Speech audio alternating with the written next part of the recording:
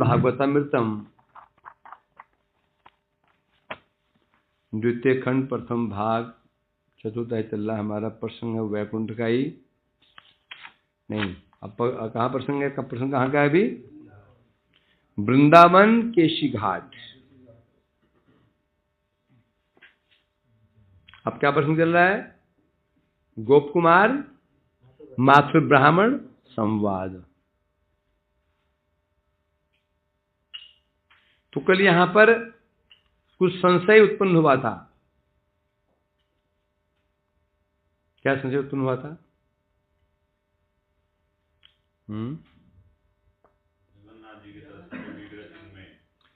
कि इस भूमंडल पर पृथ्वी लोक पे तो जगन्नाथ जी का विग्रह वो सच्चिदानंद घन है। कौन पूछ रहा है? गोप कुमार जी पूछ रहे हैं। किससे? नारद जी पूछ रहे हैं ना। वो कह रहे हैं, गोप कुमार जी कह रहे हैं, मेरे नारद जी पूछा ये। गोप कुमार जी कह रहे हैं मासु ब्राह्मण से, मैंने पूछा, नारद जी मैंने पूछा था ये, इस भूमंडल में जिन्हें ठाकुर जी के विग्रह मूर्तियां प्रतिमाएं हैं, जगन्नाथ जी तो साक्षात भगवान है, इनको कोई संशय नहीं है। तो अन्य ने जो विभिन्न स्थानों में जो अन्य भगवान की प्रतिमाएं हैं, विग्रह हैं, कि वो भी सच्चिदानंद घन है, ये सामान्य मूर्तियां हैं।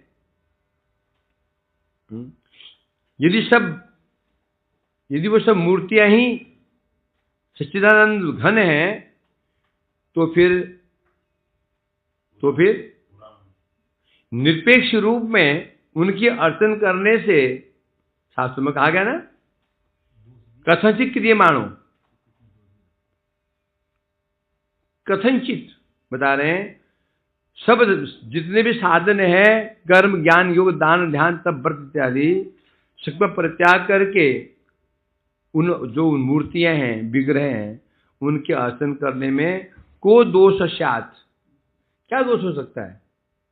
प्रतिमाएं तो है नहीं, वो साक्षात भगवान ही है, सच्चिदानंद घन भगवान ही है। तो उनकी सेवा करने से कैसे? निरपेक्ष रूप में। निरपेक्ष कहने से जितने भी, अब निरपेक्ष के भी अनेक अर्थ। साधन के विषय में निरपेक्ष, साध्य विषय में निरपेक्ष, साधन के विषय में निरपेक्ष मतलब क्या? जितने भी जगत में साधन प्रसिद्ध है, कर्म ज्ञान योग दान ध्यान तप व्रत, इनसे इनकी अपेक्षा छोड़ करके केवल और केवल शुद्ध भक्ति की साधन है, जैसे कह रहे हैं यहां पर। यदि ऐसा किया जाए तो क्या दोष है? दोष नहीं है, अपितु कथनचित क्रियमाणे अपि महालाभो अपि विबुद्धते। बल्कि शास्त्र में यहां तक कहा गया, और जो भगवान की मूर्ति विग्रह मूर्तियां हैं, उनका क्या कथनचित थोड़ा भी अल्प मात्र भी यदि उनकी सेवा की जाती है, अर्चन किया जाता है, तो महालाभ प्राप्त होता है। महालाभ अनेक प्रमाण ऐसे हैं। थोड़ी सेवा किसी प्रकार की कर दी गई और महालाभ हो गया। आप किसी गोवर्धन में ही एक कोई बाबा जी थे, भिक्षे मांगने जाया करते थे घरों में, सब देते थे, एक बुढ़िया कभी देती नहीं थी। जब भी जाए दूसरा गाली और सुना दे, या ये भीख मंगा आ गया, मरता भी नहीं है, ये आके सुन हो जाता है, घटक हाथ पैर हैं, उनके हाथ टूटे हुए हैं, कमा नहीं सकता है, रोज खा लिया चला जाए। उसने सोचा इसका बुढ़िया को उधार तो करना ही करना है। एक दिन वो आज ठान के आया था, अब गाली फेंके जा रही है, राधे श्याम राधे श्याम। और उस समय वो बुढ़िया जो थी घर में, वो पोछा मतलब किसका, वो गोबर से घर को पोत रही थी, लिपाई कर रही थी। जब बार बार गाया, गुस्सा उठाया, पोता फेंक के मारा उसके मुख के ऊपर कपड़ा ही है। वो उसको लेकर के मानसिंह गंगा में गया, धोया उसको, सुखाया, छोटे छोटे उसके टुकड़े बनाए, कहीं से भिक्षा में तेल मांग के ले आया, तेल में डुबाया, अब उन बत्तियों से ठाकुर जी की आरती करता। बस एक सप्ताह के अंदर वो बुढ़िया को अपनी करने पर बड़ा पछतावा है। वो बेचारा मांगने आता था, मतलब कुछ देती तो नहीं थी, खाली और भक्ति थी। तो महान अर्थ हो गया। किसी प्रकार से भी थोड़ा से विग्रह से हो जाती है, इतना भी किसी प्रकार से भी महान फल प्राप्त होता है। ये कह रहे हैं तो सिद्ध हो गया वो विग्रह सामान्य नहीं है। तो निरपेक्ष होकर उनकी सेवा की जाती है, क्या दोष है? बल्कि यहां तो ऐसा लगता है उनकी सेवा, थोड़ी भी सेवा करने से महान फल प्राप्त होता है। अब ये दोनों बातें आ रही हैं। कहीं तो विग्रह की सेवा को क्या बताया गया है? दोषपूर्ण बताया गया है, तो कहीं महाफल बताया गया है। ततः कथम प्राणेभ्य श्रूयन्ते तदुक्तयः अप्रमाणं च तान् स्युर्महान् मुखं विनिश्रिताः।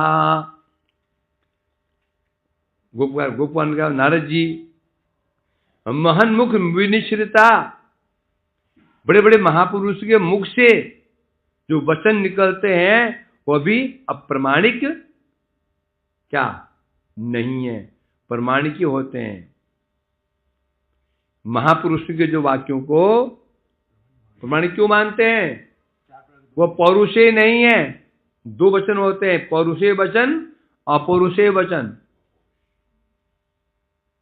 पौरुषेय में किसी पुरुष के द्वारा लिखे गए और कहे गए वचनों को पौरुषेय कहते हैं। अपौरुषेय किसी पुरुष ने नहीं लिखे वो, तो क्या तुम बोल के तो क्या स्त्री ने लिखे? स्त्री ने लिखे, स्त्री ने। इसमें संसार में वर्तमान समय में कोई भी स्त्री नहीं है, सब पुरुष है। पुरुष है ही है, स्त्री भी पुरुष। कोई बोले मैं स्त्री हूं, हम सिद्ध करते तो स्त्री तो पुरुष हो। हाँ, बोले मैं स्त्री हूं, मैं सिद्ध कर दूंगा तुम स्त्री नहीं पुरुष हो। पुरुष जो है किसका नाम है? पुरुष नाम है भोक्ता अभिमान। भोक्ता अभिमान का नाम ही पुरुष है, जिसमें ये मैं भोग करने वाला हूं, मैं मालिक हूं, मैं करने वाला हूं, वही है पुरुष। अब तुम अब कोई प्रश्न कर दे तो जिसके अंदर भोगता हूं, मैं करने वाला भी भाव, तो फिर तो उसको पुरुष क्यों कहते हैं? मुझे पुरुष क्यों कहते हैं? जिस किसी भी की भी देह में आसक्ति है उसे कहते हैं पुरुष। बोलो क्यों? न द्वारे पुरे देही नैव कुर्यन न कार्यन। ये सब कहा ना।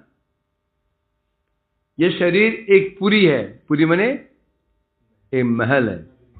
इस महल के अंदर 9 दरवाजे हैं। जिसमें रहता है उसे कहते हैं पुरुष। पुरे शयति इति पुरुष, जो पूर्व में शयन करता है उसे कहते हैं शयन करने में आसक्त है ना। अब भाई शरीर में सभी शयन, शरीर में सभी रहते हैं, महापुरुष भी रहते हैं? नहीं, शरीर में 2 लोग रहते हैं। क्या एग्जाम्पल दिया? हाँ, किराएदार। घर है किसी का है, उस घर में मालिक भी रहते हैं और एक कमरे में किराएदार भी रहते हैं। ये सब प्रभु, घर आपका है, आप पूरे घर में रहते हैं, 1-2 कमरे किराए पे चढ़, वही किराएदार रहते हैं, है ना। परंतु दोनों घर में रह रहे हैं। परंतु गृही कौन है? गृही है कौन? गृहस्थ है कौन? जो मालिक है। जो मालिक नहीं है, घर में रहते हुए घर में गृही नहीं है। समझे ना? क्यों? जो घर में रह रहा है किराएदार, उसे पता है ये घर मेरा है नहीं, मैं तो 2-3 महीने के आया हूं, मुझे छोड़ना है, तो आसक्ति है नहीं, तो उसको गृही नहीं कहेंगे। जो उसमें रह रहा है उसकी क्या भावना है, मेरा है, मैंने बनाया ये और मुझे इसमें रहना है, उसे बोलेंगे ये गृही है। उसी प्रकार से जो नौ द्वार युक्त जो घर है ये, इसमें 2 लोग रह रहे हैं। एक रह रहा है, वो जानता है मैं ये मेरा घर है, मुझे नित्य काल नहीं रहना, मुझे किसी काम से मैं आया हूं, मेरे को भगवान ने ये घर दे रखा है काम निकालने के लिए, मुझे एक दिन छोड़ना है, तो मैं केवल किराएदार हूं। क्या है, नहीं छोड़ना है मेरे को, उसे आसक्ति नहीं होती। हाँ, खाता भी है, पीता भी है, सोता भी है, शरीर केवल शरीर की रक्षा करने के लिए बस। जैसे किराएदार घर में रहता है, यदि खिड़की में शीशा टूट जाता है, ठंडी हवा आती है, तो क्या करेगा वो, फटी गंजी है ना, गंजी फटी हुई है, टांग देगा उसमें, बस केवल हवन है, क्या करना, वो छोड़ना तो है ही।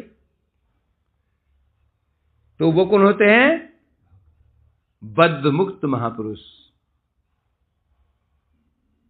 इसमें शरीर में 2 लोग रह रहे हैं, एक बद्ध मुक्त, एक नित्य बद्ध।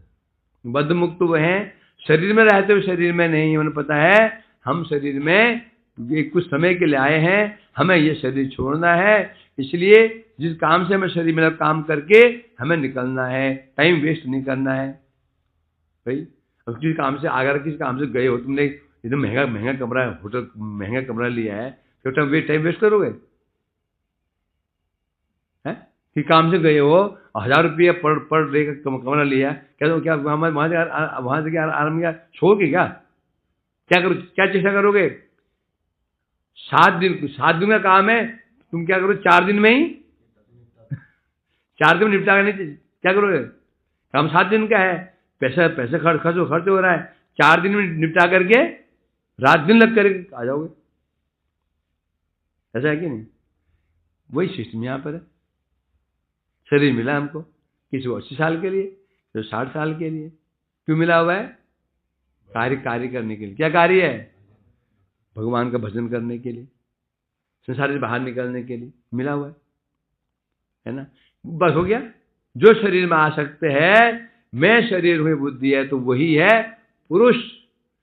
जो जानता है मैं शरीर नहीं हूं, मैं शरीर में आया हूं, इन शरीर छोड़ना है, इसलिए ज्यादा इसको लिपापोती नहीं करना है। वो कौन है? वो फिर पुरुष नहीं है।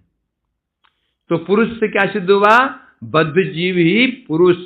अब ये शरीर में आसक्ति स्त्री के भी है, पुरुषों के भी है, स्त्री के भी है, बच्चों के भी है, बुढ़ों के भी है, बुढ़ियाओं के भी है, नपुंसक के जो नपुंसक उनके भी है।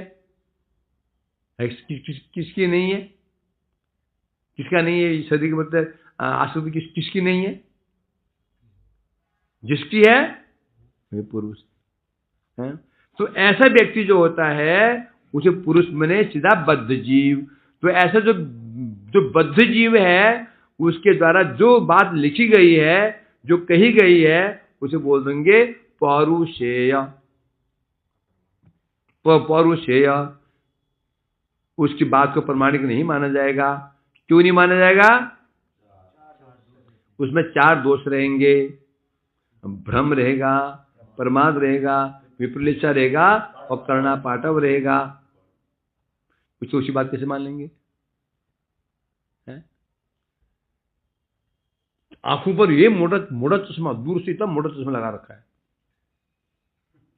फिर कह रहे नहीं मैं देख रहा था, ये ना चोरी कर रहा था, मैं यहां से देखा, मैंने वो मंदिर में चोरी कर रहा था, ये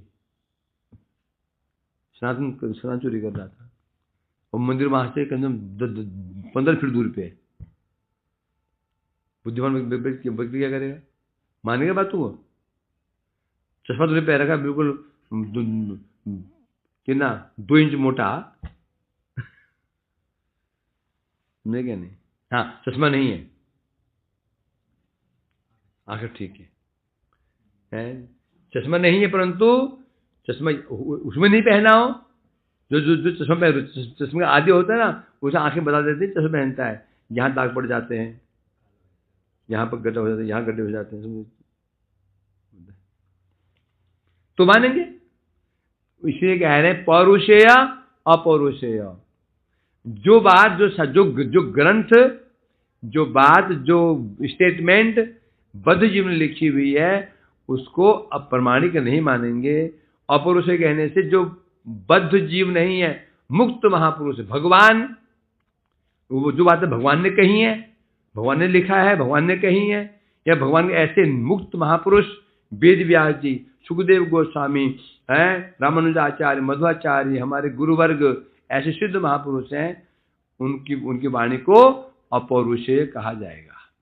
4 वेद अपौरुषेय, पुराण अपौरुषेय। 4 वेद कहां से निकले? भगवान के मुख से निकले, ब्रह्मा के मुख से निकले 4 वेद, भगवान की वाणी है। और लिखा किसने है? वेद व्यास जी ने। वेद व्यास कौन है? वेद व्यास जी पुरुष है क्या? पुरुष नहीं हो, बद्ध जीव नहीं है, और अवतार भगवान के हैं। ऐसे महापुरुष जो कुछ भी लिखेंगे, आज हम आपकी बात को प्रमाणिक नहीं मानेंगे, 20 साल बाद आप जो कुछ लिख देंगे हम प्रमाणिक मानेंगे। क्यों मानेंगे? तब उसमें आप पुरुष नहीं रहोगे, तब रहोगे महापुरुष, फिर तुम्हारी हर बात प्रमाणिक मानेंगे। दिन में तारे दिखते हैं जी, हमें हाथ दिखते हैं, क्योंकि हो सकता है आपको दिखते हो है? तो इसलिए कह रहे हैं यहाँ पर, हाँ तो ये कह रहे हैं, अब बता रहे हैं महदमुख विनिश्चिता, ऐसे बड़े जो महापुरुषों के मुख से जो वाणियां निकली, जो बातें निकली हुई हैं, जो उन्होंने कहा है, अप्रमाणं च तांग न, उनको अप्रमाणिक तो नहीं मान सकते। सुखदेव जी ने कहा है, वेद व्यास जी ने कहा है, पुराण में लिखा है, उसको अप्रमाणिक नहीं मान सकते। अब क्या माने? तो उन पुराणों में अब ठाकुर जी के मूर्ति के प्रति, विग्रह के प्रति, उनकी सेवा के प्रति जो कुछ विपरीत बातें कही गई हैं,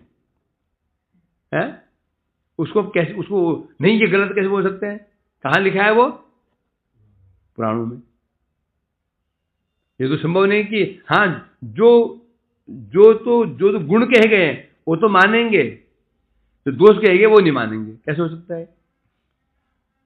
जब शास्त्रों में भगवान की महिमा बताई गई है, जब गुण मान रहे हैं, दोषों को भी हमको मानना होगा, नहीं तो अर्ध कुकुटी न्याय हो जाएगा।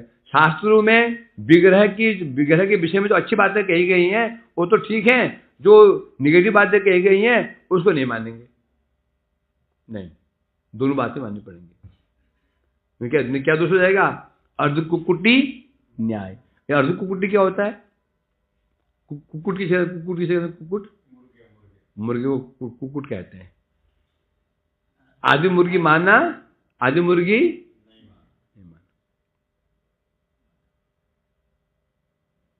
मानना, ये भी न्याय है, बहुत न्याय प्रसिद्ध होते हैं। आधी मुर्गी माने क्या? एक आदमी मरते समय 2 बेटे थे, बोला बेटा मेरे पास कुछ है नहीं है, ये संपत्ति तुम्हारे पास में, मैं तो मुर्गी दे रहा हूं, मिल बांट करके इसे पर गुजारा चलाना।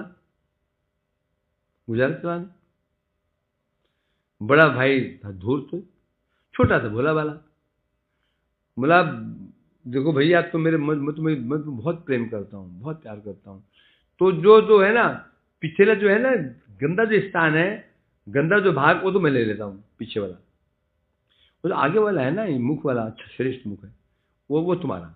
खुश हुआ भैया, मुझे कितने प्यार करते हैं।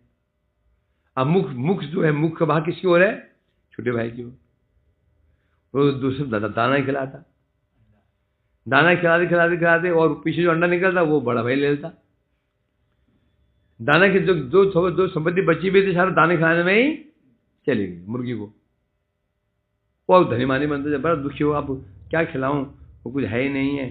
तो बैठा था नदी किनारे, एक बुजुर्ग वहां जा रहे थे, गांव के बुजुर्ग व्यक्ति, बुजुर्ग तो समझ बुजुर्ग बहुत तेज होते हैं, आज हमारे समझते हैं बुजुर्गों को संसार में लोग महत्व नहीं देते। ठीक है वहां बैठ जाइए, मम्मी ठीक है, चुप रहो ना, बोलते ना हम पता है क्या करना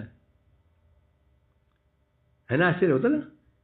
अनुभवी है, उनका अनुभव लेना नहीं चाहते हैं, इसलिए हर क्षेत्र में क्या हो जाते हैं, मार खा जाते हैं। तो बोले क्या बेटा क्या बात है, बोले क्या करूं बाबा जी, वो क्या नाम है, पिताजी ने मुर्गी दी थी, दोनों कैसे और खर्चा चलाना, अब ऐसा हो गया, बड़ा अच्छा, अगला भाग मेरे भाई मुझे बहुत बहुत प्रेम करता है, अगला भाग मेरे को दे दिया, मुख वाला भाग दे दिया, गंदा भाग उसने ले लिया। अब मैं दाने खिला रहा हूँ, सब खत्म हो गया दाना वाना, क्या खिलाऊं, और मैं उसे भूखा मर रहा हूँ। पूरी बात सुनी, वो समझ गया कि बड़े ने छोटे वाले को बेवकूफ बना दिया, उसको छुरा। मुझे बोला भैया बहुत दिन साथ रह गए हैं, अब अलग अलग हो जाते हैं, मैं अब अगला भाग काट के मैं ले जा रहा हूँ, पिछले भाग पीछे संभालो। जो काटने लगा तो वो समझ गया किसी ने तो समझा दिया, रोक दिया, रुको। तब से एक अंडा वो लेता, आधा खुराक उसका, आधा खुराक उसका, अर्ध कुकड़ी न्याय कहते हैं। जब हम शास्त्र के गुण तो मान लेंगे, दोष नहीं मानेंगे, कैसे हो सकता है। तो ये कह रहे हैं, अब ये किनके मुख से निकला हुआ है, महत मुख विनिश्चिता, उनके मुख से बातें निकली हुई है जो सिद्ध करते हैं कि अर्चन में कुछ दोष भी है, विग्रह की पूजा में कुछ दोष भी है? और तो स्वयं ऋग्वेद नहीं लिखा, नामाष्टक में क्या लिखा, वाच्य मृत्यु देती बहुत नाम सूर्योदयम पूर्व से परमेव हंता, तो कभी जानी में बोल तो दिया। हे प्रभु आपके दो स्वरूप हैं, वाच्य स्वरूप, वाचक स्वरूप। वाच्य मैंने विग्रह, वाचक बने नाम। वाचक होता है जिसके द्वारा पुकारा जाता है, वाच्य जिसे पुकारा जा रहा है। विग्रह हो गया वाच्य, नाम हो गया वाचक। पूर्वास्मत् परमेव हंता, इन दोनों में जो है प्रभु, इनमें जो दूसरा वाला है ना, कौन सा है, वाचक नाम। ये अत्यंत करुण है, अत्यंत श्रेष्ठ है। कभी इधर को होता है, कभी इधर को होता है, ठीक है। तू कह रहा हूँ पीछे वाले परेशान, उन्होंने जीना हराम कर दिया। आगे जा रहे हैं, मच्छर खाए जा रहे हैं, तो तू खा उन्हीं की परेशान कर रहा है।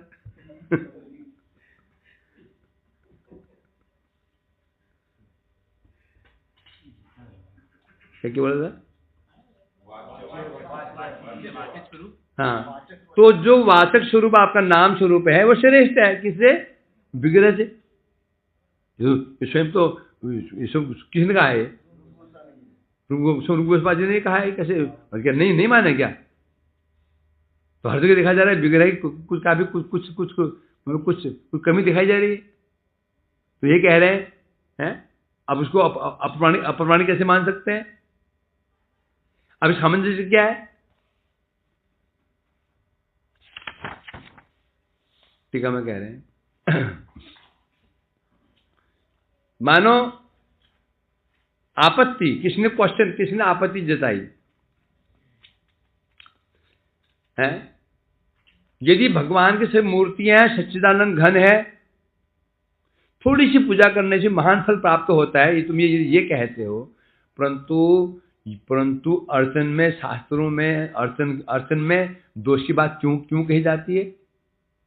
भगवान की जो मूर्ति अर्चन में कोई दोष भी तो बोला जाता है, जैसे पुराणों में, भागवत में कहा गया क्या, जो व्यक्ति श्रद्धा सहित प्रतिम हरि की पूजा करते हैं, अर्चयाम हरे पूजा में शब्द रहते, क्या श्लोक है? हो गया। एक आदमी बोलो ना, तू बोल माधव। हाँ, अर्त्याम हरे श्रद्धेयते, जो श्रद्धा पूर्वक भगवान का जो अर्चन करता है, श्रद्धेयते, परंतु न तद भक्तेषु, भक्त अन्य मतलब अन्य सामान्य जीव, भगवान की पूजा बड़ी श्रद्धा से कर रहा है, पर जो भगवान के भक्त हैं, ये सामान्य और जीव हैं, उन्हें यथा योग्य सम्मान नहीं देता। कौन है वो? सभक्त प्राकृत, वो व्यक्ति, वो कनिष्ठ वैष्णव है।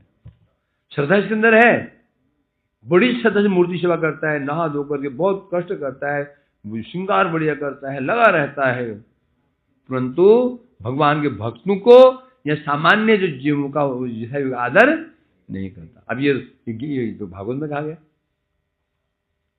अब इसमें यहाँ क्या सिद्ध हो रहा है? मूर्ति की जो पूजा है उसमें कुछ क्या है? दोष हो गया है ना, दोष है। मूर्ति पूजा कर रहा है और साधु की सेवा नहीं कर रहा है, तो क्या उसको कनिष्ठ कह रहे हैं? तो यहाँ क्या यहाँ क्या सिद्ध हो रहा है? जो विग्रह की पूजा में थोड़ी क्या आ रही है, क्या दिखाई जा रही है? कुछ कमी दिखाई जा रही है। ऐसे भागवत में तृतीय स्कंद 19वां अध्याय 29 अध्याय 22 श्लोक में कहा गया,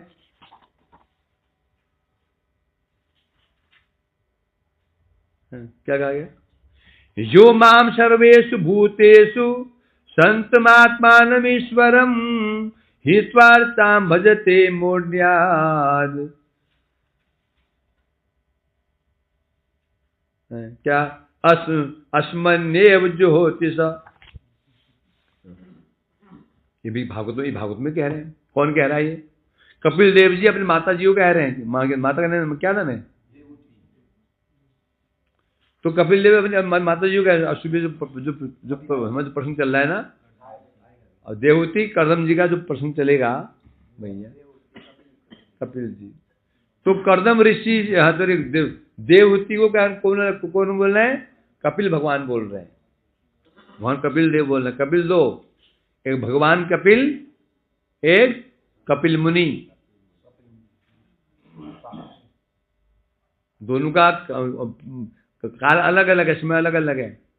देवहूति भगवान जो कपिल देव हैं, ये सृष्टि की आदि में, जन्म सृष्टि के आदि में हुआ है, सत्यु के आदि में। और कपिल मुनि का कब वर्ण मिलता है? त्रेता युग में। सगर जी के जो भस्म किया था, ये घटना कब की है? ये घटना है त्रेता युग। दोनों अलग अलग हैं। और भगवान कपिल देव हैं, और ये सामान्य एक मुनि है। भगवान कपिल देव नहीं है, हैं? वो उन्होंने भक्ति का प्रचार किया, इन्होंने मायावाद का प्रचार किया। कपिल का क्या है? सांख्य, निरीश्वर सांख्य। तो कपिल मुनि है, इन्होंने प्रचार किया मायावाद का, सांख्य मायावादी प्रकार से। और भगवान कपिल ने क्या प्रचार किया? भक्ति। जैसे भगवान बुद्ध ने प्रचार किया भक्ति का, और गौतम बुद्ध ने प्रचार किया शून्यवाद का। गौड़ी मठ में सब दो होते हैं, बुद्ध भी दो है, कपिल भी दो, ये दो। तुम्हारी एकादशी भी दो। हमारे मोटा से है ना, वो हमारे वो है ना, वो परेशान जो आज यति महाराज, तो कई साल पहले, करीब 25-26 साल पहले, तो वो कहीं संस्कृत पढ़ने जाता है, व्याकरण भागवत पढ़ने जाता था। और तो वक्ता बन गया वो। तो अब मठ की बातें, तो मठ में बातें होती हैं, उसने बोल दिया होता, उन्हें बोल दिया बुद्ध तो दो बुद्ध हैं, एक भगवान बुद्ध है, कपिल, एक गौतम बुद्ध है। वो बिगड़ गया, तो गौड़ी मठ में नहीं बातें हैं, बुद्ध कैसे हो सकते हैं?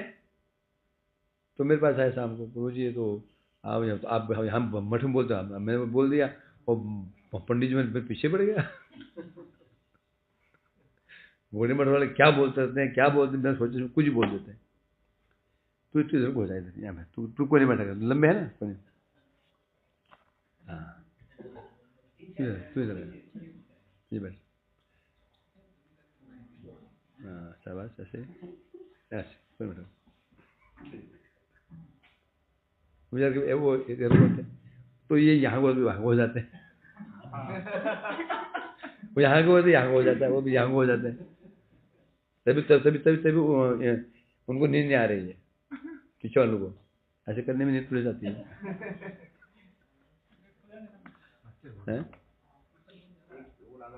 मच्छर इसलिए जा रहे हैं कि नींद ना आए, इंजेक्शन लगाते ना, इंजेक्शन, नींद नहीं आएगा, अच्छा है, मच्छर होने चाहिए। तो क्या बोला था मैं? तो मैंने उसको बताया भाव श्लोक दशावतार में, तथा कलो संप्रवृत्ते सम्मोह स्वरद्वेषाम बुद्ध नाम अंजना सुतो कीकटे सुभविष्यति। जो बुद्ध का वर्णन है दशावतार में, उसमें क्या तथा कलो संप्रवृत्ते, जो कली जब बढ़ जाएगा उस समय सम्मोहाय स्वरद्वेषाम, स्वरद्वेष कौन है? असुर, असुर को मोहित करने के लिए भगवान बुद्ध नामना अंजना सुतो, अंजना के पुत्र, इनका नाम का नाम अंजना था, भगवान बुद्ध का नाम, पिता माँ का नाम, अंजना के पुत्र के रूप में बुद्ध नाम जगत में प्रकृत होंगे। कहां पर? कीकटेशु, बिहार का नाम कीकट है। अब उस मूर्खानंद से पूछना गौतम बुद्ध जन्म कहां पर हुआ, कब हुआ? आज से लगभग 1500 के आसपास, 1500 ईस्वी का आसपास हुआ। और कहां जन्म हुआ? नेपाल में हुआ। अभी जन्म जंगल में हुआ। माँ अपने मायके जा रही थी, जन्म जंगल में हुआ, इसलिए उत्पात करते हैं। माता जी का नाम मायादेवी, पिता का नाम शुद्धोधन। दोनों कैसे हो सकते हैं? दोनों कैसे हो सकते हैं? तो इसलिए कोई बात नहीं। तो हम कहां से घुस गए? बुद्ध में कहां से घुस गए? हाँ, तो कपिल देव जी अपनी माता को कह रहे हैं, भागवत में क्या श्लोक है? तृतीय स्कंद है, नहीं, तृतीय स्कंद 29वां अध्याय, यो माम सर्वभूतेषु संतम आत्मनमीश्वरम। हे मां, क्या बता रहे हैं? मैं समस्त वस्तु में विद्यमान हूं, प्राणी में नहीं कह रहे हैं, समस्त वस्तु में मैं विद्यमान रहता हूं। बोलने क्या बोलते? कण कण में परमात्मा का निवास है। मैं सब वस्तुओं में विद्यमान रहता हूं और समस्त प्राणियों की आत्मा हूं और ईश्वर भी हूं। तो जो व्यक्ति मूर्तावशतः मेरे उस स्वरूप को परित्याग करके मेरी जो प्रतिमा का अर्चन करते हैं, तो क्या होता है कि राख में घी की आहुति देते हैं। कुछ बातें ऐसी हैं, इसलिए बोलते हैं रामकृष्ण बोले, नर सेवा नारायण सेवा। कुछ बातें में शास्त्रों में हैं जैसे, भाई सब परमात्मा कहां पर नहीं है? तो सबके परमात्मा है तो सभी है? मेरी प्रतिमा का अर्चन कर रहे हैं और मैं सब जगह मेरा विराजमान हूं, उनको प्रत्याग कर दिया, उनको प्रत्याग करते हैं और मेरी प्रतिमा पूजा करते हैं। तो ये क्या है? जैसे राख में घी डालना, मतलब क्या मतलब हुआ? राख में घी डालना मतलब क्या हो गया? राख भी व्यर्थ हुई। राख में घी ना पड़ा हो ना, राख से बर्तन मच जाते हैं, तुम घी डाल दो, अब राख कहां फेंकोगे? कहां फेंकोगे राख को? भी खेत में डालोगे, खेत में नष्ट हो जाएगा। समस्या बन जाता है। राख में घी पड़ गया, अगर उसको खेत में डाल दो, खेत में नष्ट हो जाएगा, मिट्टी खराब हो जाएगी। तो इसे कह रहे हैं, ये जो स्पष्ट कहा गया कि जब कपिल देव जी कह रहे हैं मैं कण कण में हूं, मैं सबके अंदर हूं, और जो व्यक्ति मतलब क्या अन्य प्राणियों को अनादर कर रहे हैं और मेरी प्रतिमा है उसकी पूजा कर रहे हैं, और स्पेशली पूजा कर रहे हैं प्रतिमा, करना क्या चाहिए? सबकी पूजा करनी चाहिए। मैं कण कण में हूं, है? तो अब ये तो ऐसी ऐसी पूजा क्या है, राख में घृणा मतलब व्यर्थ है। अभी स्वयं कपिल देव जी कह रहे हैं, यहां से भी क्या सिद्ध हुआ, जो भगवान की जो विग्रह पूजा है इसकी महिमा कम दिखाई गई है, मतलब व्यर्थ हो गई ना, व्यर्थ हो गई। मूर्ति पूजा कर रहे हो, और भगवान तो सर्वत्र ही है, कि मूर्ति में है क्या? तो प्राय लोग बोलते हैं ना, ये महबूद बोलते हैं भगवान तो हर जगह है, तो मूर्ति में पूजा क्यों करते हो? तो पूछे तो क्या क्या खंडन करोगे उसका? हाँ भाई, कोई बोले भगवान कहां पर नहीं है, तुम वैष्णव है, तुम सुना नहीं क्या, भगवान कहां पर नहीं है? सर्वभूतेषु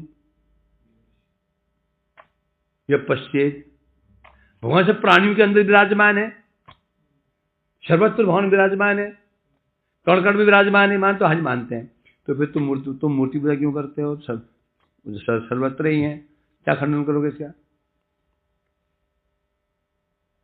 वो सर्व व्यापक है ना, मूर्ति में क्यों करते? वो पूछ ले तुमको, बाहर जाते ना मरने के लिए भी, सीधा सा है। आग कहां पर नहीं है? यहां पर आग है कि नहीं? यहां पर आग रगड़ो, छाले पड़ जाएंगे कुछ देर में, यहाँ पे फपोला हो जाएगी, यहाँ पे रगड़ते। आग कहां पर नहीं है? पानी में आग नहीं, क्या मिट्टी में आग नहीं है? आग कहां पर नहीं है? तो फिर तो हम चूल्हे में आग क्यों जलाते? आग सर्वत्र ही है ना, तो फिर कहीं पे बोलो, पत्नी को बोलो, जैसे ना संत ज्ञानेश्वर जी बेचारे के पास तवा भी नहीं था, कोई तवा भी चोरी कर ले चले, तीन भाई ये बहन थे, तो आटा भिक्षे मांगे ले आया, तवा नहीं है, चूल्हा भी नहीं, कहाँ जलाएं?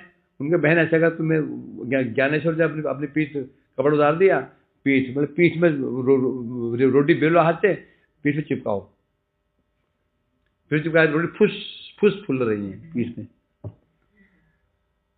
ज्ञानेश्वर जी हैं, ये कौन है? त्रिलोचन जी के दो शिष्य हुए, ज्ञानदेव और नामदेव, बड़े सिद्ध थे, पीठ पर ही उनकी रोटी सिक रही है, तो तुम भी ऐसे करो। जब आग कहां पर नहीं, आग सभी जगह आग है, तुम आग चूल्हे में क्यों जला रहे हो? यहां पर आग है, यहाँ पर रख दो, पक जाएगा, खिचड़ी पक जाएगी। सर्वत्र होने पर, परंतु आग सर्वत्र है, परंतु व्यक्त नहीं है। व्यक्त कहां पर है? चूल्हे में है ना। उसी भगवान सर्वत्र ही, वो कैसे हैं? अव्यक्त हैं। व्यक्त कहां पर है? विग्रह सामने विराजमान है। इसलिए जैसे आग सर्वत्र रहने पर भी चूल्हे का शरण ग्रहण करना पड़ता है, भगवान सर्वत्र रहने पर भी मंदिर का आश्रय ग्रहण करना पड़ेगा, जहां महापुरुष के द्वारा भगवान साक्षात प्रकट हुए हैं। ऐसे बोलना पड़ेगा उसको, है?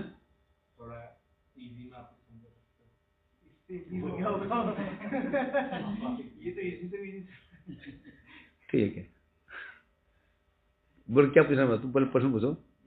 यही बात को आप थोड़ा इजी लैंग्वेज में इजी ये है, किसने तुमसे कहा भाई, जो हम तो ये तो हर बोलते हैं ना, क्या बोलते हैं, ये नाम जो कुछ नहीं जानते वो हम उपदेश देता है, भगवान पर वो भगवान तो कण कण में है, बोलते ना, कण कण में है, उनकी इच्छा के बिना पता भी नहीं हिलता। ये ना बेवकूफी बोलता है हमको, जो हम उपदेश देते हैं। उसने ये बोला, जब कण भगवान में कण कण में है, तो फिर मूर्ति पूजा क्यों कर रहे हो? तो कहीं भी करो। अब खंडन क्या करना है? भगवान जो सर्वव्यापक है, आग कहां पर नहीं है? यहां पर भी आग है, हाथ में आग है, सिर में आग है, लकड़ी में आग है, टेबल में आग है, फर्श में आग है। तो जब आग सर्वत्र ही है, तो फिर हम चूल्हे में क्यों चूल्हे का आश्रय क्यों ग्रहण, चूल्हे के पास क्यों जाते हैं? यही फर्श में रोटी सेक लो, सेक सकते हो। क्यों? आग तो है, आग प्रकट नहीं है, और चूल्हे में आग प्रकट है। इसलिए आग सर्वत्र रहने पर भी आग चूल्हे में प्रकट है, तो रोटी खानी यदि खानी है तो वहीं पर ही जाना पड़ेगा। भगवान सर्वत्र सर्वत्र नहीं है, सर्वत्र भगवान है, सर्वव्यापक है। कहाँ प्रकट है? नहीं है। मंदिर में महापुरुषों ने कृपा करके उनको प्रकाशित किया है। जैसे व्यक्ति ने चूल्हे में आग जलाते हैं ना, आग जलाते हैं लड़की से, तो वहां रोटी बन जाती है। तो महापुरुष ने कृपा करके, महापुरुष के माध्यम से भगवान कृपा करके मंदिर में प्रकाशित हैं। इसलिए उपासना हमको वहीं जाकर ही करनी होगी, समझे क्या नहीं? क्योंकि हमें, हाँ, जिसका दर्शन सर्वत्र हो रहा हो, हम दर्शन कहाँ हो रहे हैं? जो दर्शन सर्वत्र हो रहा हो, फिर वो मूर्ति से ऊपर। मूर्ति किसके लिए है? हम जसू के लिए है, मूर्ति पूजा। तो सिद्ध हो जाते हैं, उनको फिर दर्शन सर्वत्र होता है, अवधूत है कि नहीं? इसलिए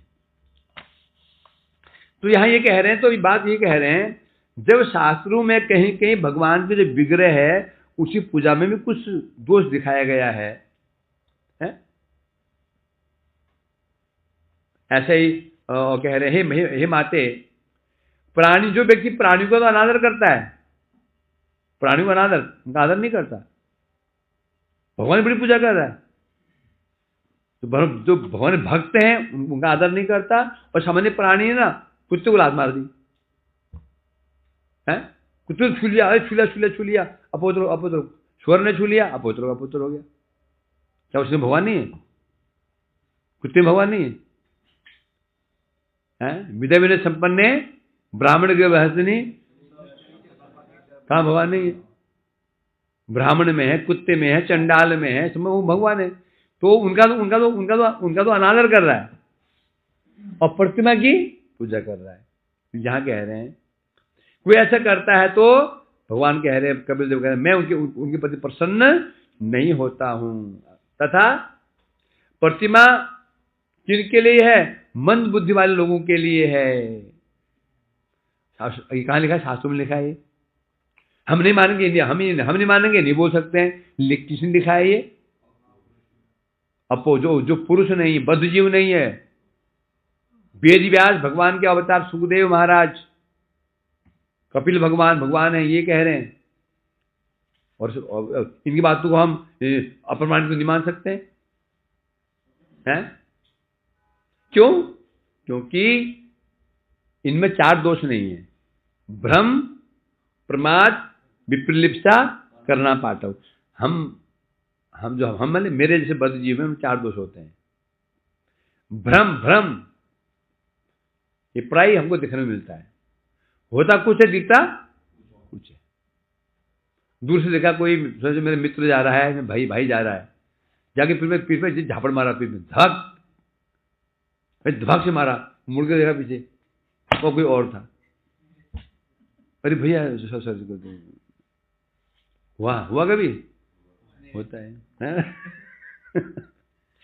ये भ्रम है। ये प्रमाद, कहां कुछ जा रहा है, सुना कुछ जा रहा है? मैंने सनातन आनंद हाँ जी प्रभु जी, आगे और क्या बात है? मित्र नाम कब लिया आपने? कहा ना आनंद हुआ के वैसा होता है ना, इसे प्रमाद कहते हैं। अतः अन्य मनस्कता, और ये कब होता है? अन्य मनस्कता, जब हमारा मन कहीं और रहता है तब होता है। मन कहीं और हमारा है, कुछ सोच रहे थे, तब होगा ये। यदि मन कहीं नहीं है फिर नहीं होगा ये। इसे कहते हैं प्रमाद। विप्रलिप्सा, ये क्या दोष है? दूसरों को ठगना, ठगने की प्रवृत्ति। कैसे? ठगने के लिए असली बात ना कह करके उस मन रखने के लिए कुछ और बोल देना, समझे क्या नहीं? जितने वक्ता होते हैं वैष्णव छोड़ करके सब विपरीत होते हैं, जिनमें तो गृहस्थी के विषय में कुछ अपशब्द कहे गए हैं, उनको दबा देंगे वो, वही बात बोलेंगे ये गृहस्थों की महिमा बताएगी। तो कहते कपिल देव का ना, भगवान से पत्नी मांगो तब पत्नी अच्छी मिलती है। जो कपिल देव ने क्या कहा, मैं भी पशु ही हूं। तो बोला उन्होंने, मैं भी पशु ही हूं, मेरे हृदय काम से भरा हुआ है, ये नहीं बोलेंगे। उन्होंने तपस्या की, पत्नी मांगी। तो इसे कहते हैं विपरीत। क्यों? क्योंकि जब असल सत्य बोल दूंगा तो फिर पहली फीस लगा रखी है भागवत पाठ की, 2 लाख रुपये इसका, 2 लाख रुपये उसका। अब कैसे बोलेगा सत्य बात? क्या प्रहलाद की उपदेश बोल पाएंगे लोग? प्रहलाद की उपदेश बोल पाएंगे? बोल दिया तो जजमान बोलेगा, जब पूरी कथा पूरी हो गई प्रणाम करेगा, जाओ महात्मा जी। वो फीस क्या होती है? आपने कहा ना गृह मंदकुपम। भागवत के प्रारंभ में ही वर्णन है ये महात्मा में।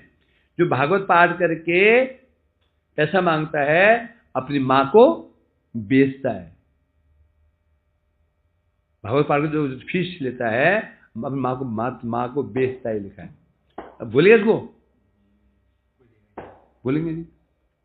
परंतु एक वैष्णव जो वो बोल देगा, खटक से बोल देगा, इसलिए उसको बुलाएंगे भी नहीं। इसलिए विपलिप्त, अपने स्वार्थ के लिए अन्य को ठगना, ये हमारे अंदर है कि नहीं? कभी ऐसा काम किया कभी? मैं तो रोज ही करता हूं।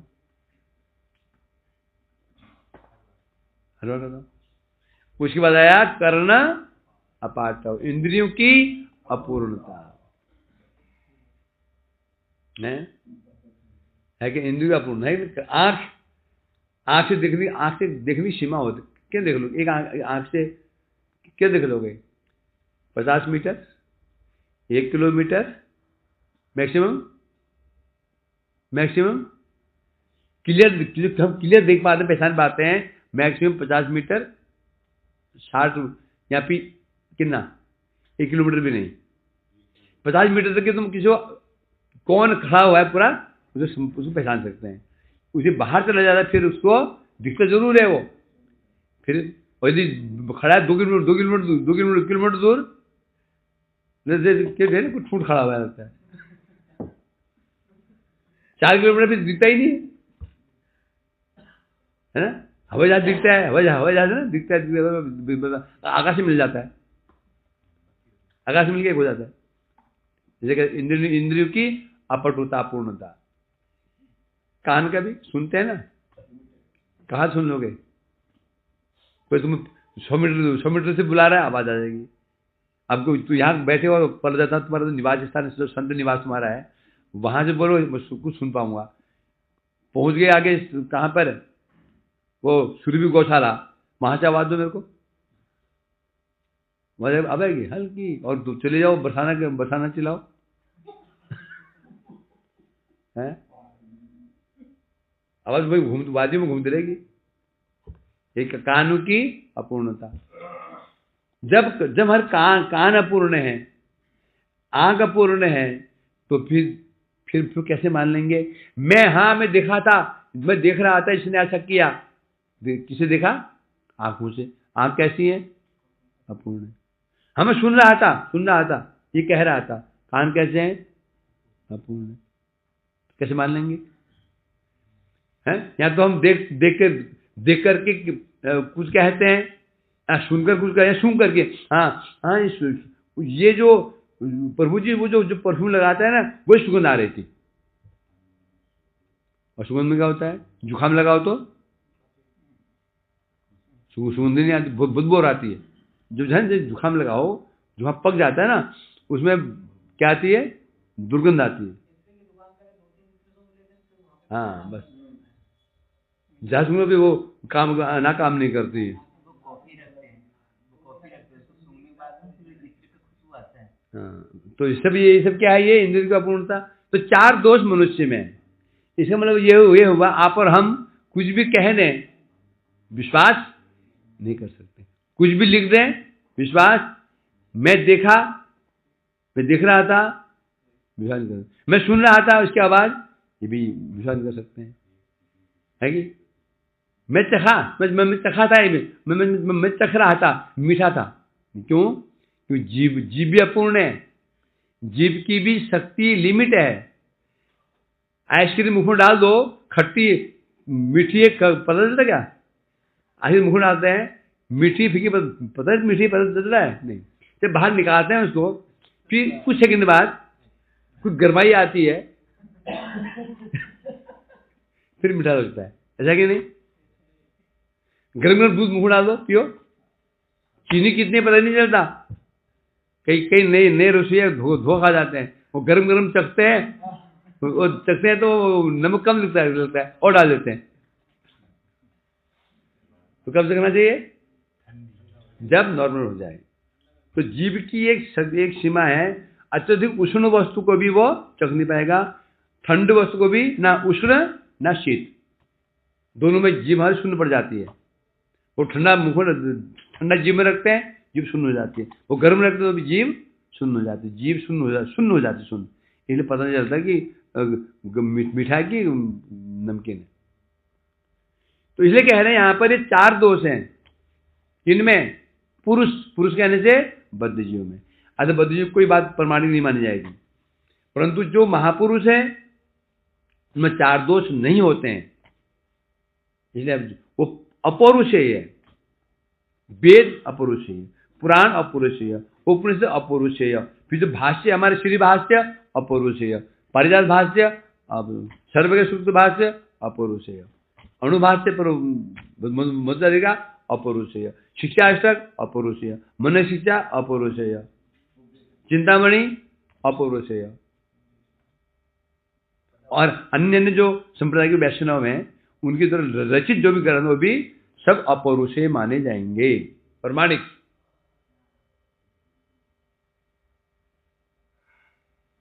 क्या बोल रहे हो उनसे?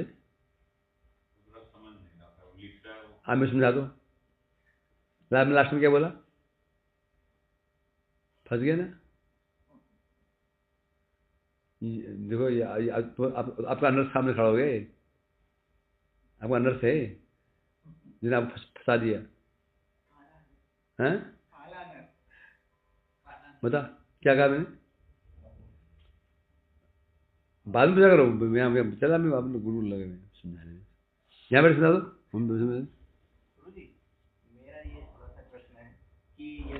टाइम हो गया, बोल बोल बोल बोल जल्दी बोल। आपने बताया कि जो महापुरुष होते हैं उनमें कोई किसी प्रकार का कर्ण पाठा दोष नहीं होता। तो हम लोगों को यदि हम लोग 1 किलोमीटर या फिर कहीं बहुत दूर से अगर हम बुलाएं किसी को तो हमको सुनाई नहीं देगा, वो आवाज नहीं आएगी। तो यदि महापुरुष लोगों को हम लोग बुलाएं, है ना, तो हमारी आवाज वो सुन लेंगे, यहाँ दिल्ली सुन लेंगे तो बात को। यदि मेरा ये पूछ रहा हूँ, मन में ही पुकारे, मतलब आवाज भी ना आए किसी को, सुनाई भी ना दे, बोले थे मन में पुकारे उनको तो सुन लेंगे, तो सुन लेंगे। हाँ। आवाज भी नहीं आएगी, सुन लेंगे। क्यों? आत्मधर्म में प्रतिष्ठित है वो। यदि ऐसे महापुरुष हैं, हमारे गुरु महाराज की घर सुनाता हूँ। गुरु महाराज कलकत्ता में बैठे हुए थे, कलकत्ता में बैठे थे, तो अकस्मात गुरु जी है ना बहुत गंभीर हो गए, चुपचाप बहुत गंभीर हो गए गुरु जी, कुछ बोल नहीं पा रहे, कुछ अजीब सा व्यवहार हो गया। तो थोड़े हम ठीक हो गए। हुआ क्या था, आसाम साइड में एक गाड़ी पलट गई थी, उसमें एक गृहस्थ शिष्य था, 2 थे, उनमें एक बुरी से मतलब कि मरने वाला था। वो उसे गुरु जी को आप पुकारा, गाड़ी पलट रही थी, गुरु जी यहाँ बैठे होते उसमें। तो बाद में पता चला कि जब वो सुरक्षित हुआ तो गुरु जी अपने स्वरूप में आ गए। पुकार कहाँ सुनी? आसाम में। बैठे कहाँ है? कलकत्ता में। हाँ, तुम्हारा ऐसे नहीं होगा अभी, हैं? हाँ, कितने घटना ऐसे, कितने घटना है? समझे क्या नहीं? गुरु जी ये शायद धुबरी ना, शिलचर में बहुत करना है। गुरु से मैंने देखा रात को, एक मिनट रुक जा, एक मिनट पुजारी रुक जा। पुजारी पूजा सो रहे थे, गुरुदेव का पुजारी, उन सेवक रात को 12 बजे 1 बजे 12 बजे द्वार नॉक किया तो गुरु से पूछ गया कि गुरु जी नींद ना टूट जाए। बाहर द्वार तो कुछ भी नहीं। गुरु जी को मैं ध्यान करते, गुरु जी को 12 बजे गुरु जी बैठे हुए, 12 बजे रात के लाइट जला के गुरु जी बैठे हुए। पर गुरु जी आप क्यों बैठे हुए? वो क्यों द्वार खटखटाया था? तो गुरु जी बोले तो द्वार तो उठे क्यों आया? खटखटाया तो उठे क्यों आया? खटखटाया तो था कौन? गुरु जी ने कहा जो था, जिस काम से आया था वो चला गया। उसमें बात आई गई होगी। अगले दिन वो जो भक्त था ना, पड़ोस में रहता था, बहुत अच्छा भक्त था गुरुदेव, बहुत गुरु प्रिय भक्त था वो। उसके पिताजी बड़े भक्त थे। उसने 12 बजे देह छोड़ा। तो वो वास्तव में उसे पिताजी आया था जानने से पहले आगे लेने के लिए गुरुदेव से कि मैं जा रहा हूं, आगे लेकर के तब गया वो। माता जी का बता दीजिए, माता जी कहाँ की थी? जिनको कभी गए नहीं तो हमेशा सोचती थी कि गुरुजी मेरे घर आए, प्रसाद पानी चले गए, दरवाजा खटखटाया। अच्छा, वो तो वहाँ का है ना, ये सिलीगुड़ी का है वो। सिलीगुड़ी बहुत करना, सिलीगुड़ी का है। सिलीगुड़ी का वैसा नहीं है। मेरे गुरुदेव ना पूरे जीवन में 3 बार पूजा हुई उनकी, 3 बार पूजा हुई पूरे जीवन में। हाँ, कि 3 बार केवल 3 बार हुई। एक बार मैं भी मौजूद था शवड़फली में, 3 बार हुई बस पूजा, वो लास्ट के समय में नहीं करते। तो पहले हमारे जो गुरु भाई थे, सिलीगुड़ी मठी पास ही है ना, तो वो मतलब कभी कभी अपने घर में पूजा कर देते थे गुरु जी की। तो गुरु जी वहाँ चले जाते थे घर में। तो उनकी लड़की थी, अविवाहित थी, बाद में उसको विवाह हो गया और फिर बाद में हमारा मठ बन गया। फिर मठ बन गया, गुरु जी बजाते थे, मठ में रुकते थे।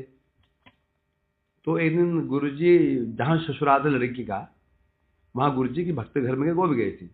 तो गुरु जी ने पूछा, बेटी कैसी हो, माँ कैसी है?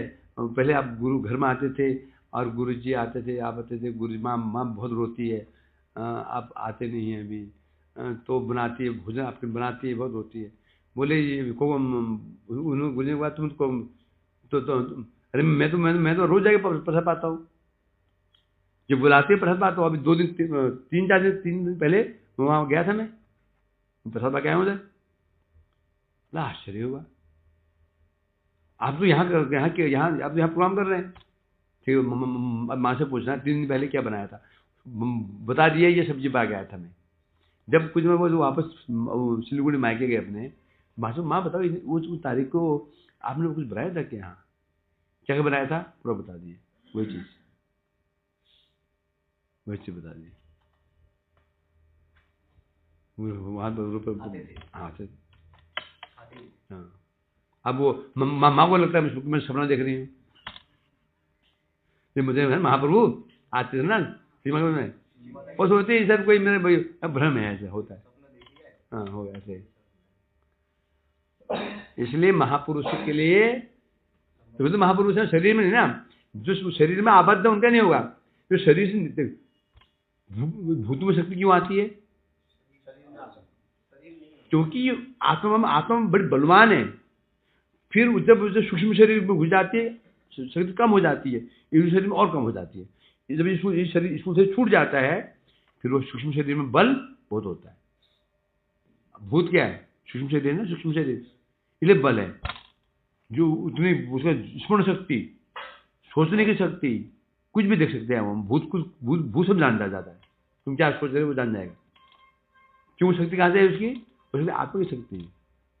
ये बद्ध शरीर में वो शक्ति और दब गई, सब जान जाते हैं। शक्ति उनकी होती है। हाँ, भी जानते हैं ना। वांछा कल्पतरुभ्यश्च कृपा वैष्णव। जो तुलसीदास जी ने, तुलसीदास जी वो क्या होता, भूत ने बताया उनको? आपको भी तो बताया था। हाँ, भूत ने क्या बताया था तुलसीदास जी को? वहाँ राम जी आते हैं। आपने बताया था। हाँ,